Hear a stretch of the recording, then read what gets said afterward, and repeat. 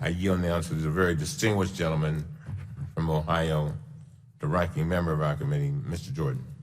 Thank you, Mr. Chairman. I, too, want to thank our witnesses for making the trek here and being willing to share their story. I was hoping today, though, we could have a discussion about real solutions that will make the lives of everyday Americans better, talk about the cost of health care, access to health care, coverage, pre-existing conditions. There's no one on this committee who would support denying coverage to Americans with pre-existing conditions. I was hoping we could focus on those issues, but unfortunately, like so many other hearings in this committee, we're not. Rather than working towards bipartisan solutions, this committee is once again looking to score political points by attacking anything the Trump administration does to improve the health care for American people. Next door in the Judiciary Committee, we've reported out multiple bills that would have had meaningful impact on the cost of prescription drugs. Judiciary Committee spent months working on ideas to cut down on red tape, make improvements to how affordable generic drugs come to market. Those bills were all bipartisan. I was pleased to vote for them. In fact, many of them passed the Judiciary Committee unanimously. We could be talking about bipartisan substantive issues here today. Instead, we're going to talk about why the Democrats are upset that the administration thinks Americans deserve something better than the failed ideas of Obamacare. Under Obamacare, make no mistake, Americans saw their premiums skyrocket and their health care choices reduced. The majority's title for today's hearing is Trump's efforts to undermine the ACA. Undermine the ACA? Think about what we were told when this bill passed now, 9 years ago? I call them the 9 lies of Obamacare. Think about this. Remember this one? If you like your doctor, you can keep your doctor. Y'all remember that one? How about the one, if you like your plan, you can keep your plan? We were told by the President of the United States premiums were going to go down. He then got more specifics. Premiums will go down on average $1,500. He said deductibles would decline. 5 false statements right there. Oh, remember this one? This was in the fall of 2013. Remember this one? They told us the website was going to work. They told us the website was secure. Your information would be secure there.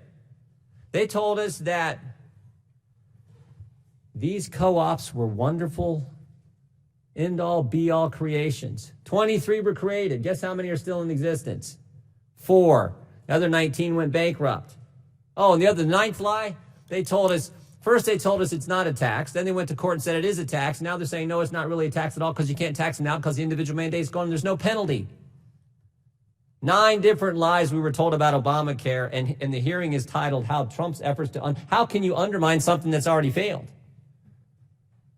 Now, I don't expect my Democrat colleagues to acknowledge it, but the Trump administration has worked to increase competition, transparency, and quality of care in our healthcare markets. Increased competition, transparency, and quality of care are all goals we all should share. I don't know if there's anything the Trump administration could do, though, that would satisfy my colleagues on the other side of the aisle. The timing of this hearing is also particularly troubling. Just yesterday, the Fifth Circuit began oral arguments in a case that could invalidate Obamacare due to recent changes to the law. The administration chose not to defend Obamacare in this appeal. That decision is entirely consistent with similar actions taken by other administrations in the past for other laws. But here we are. Democrats sought to have the director of OMB here this morning to testify about how the Trump administration made this decision. Could have had a witness from HHS, could have had a witness from DOJ, but no, they wanted someone from OMB. Make no mistake, this isn't about serious congressional oversight. This hearing is about trying to manufacture a controversy based on anonymous sources and news reports. This hearing is just another attack on President Trump, and it's disappointing. We could have had a productive discussion today about real healthcare policy. Hopefully we can still do some of that. I hope we can. I know that's what our side's going to try to do. We could have had a real discussion about how to make healthcare more competitive, more transparent, more cost-effective, and with better quality of care. And I hope at some point this committee will stop its relentless political attacks on the administration and actually focus on something that makes a real difference in the lives of our constituents. Again, I want to thank our witnesses. Come in here and tell your story. But I think the country deserves something better than the lies we were told. Anyone remember the name Jonathan Gruber? Remember that name?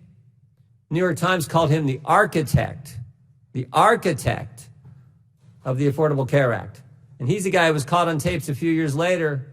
Remember calling us all stupid, calling Americans stupid for buying the lies that the Obama administration told us when they passed this thing? Again, it's not my words, it's Jonathan Gruber, the architect of Obamacare. But somehow the minority or the majority says that this is a hearing on efforts to undermine a law that was passed with so many false statements made about it. Mr. Chairman, I yield back. Thank you very much. Let me be clear to the witnesses.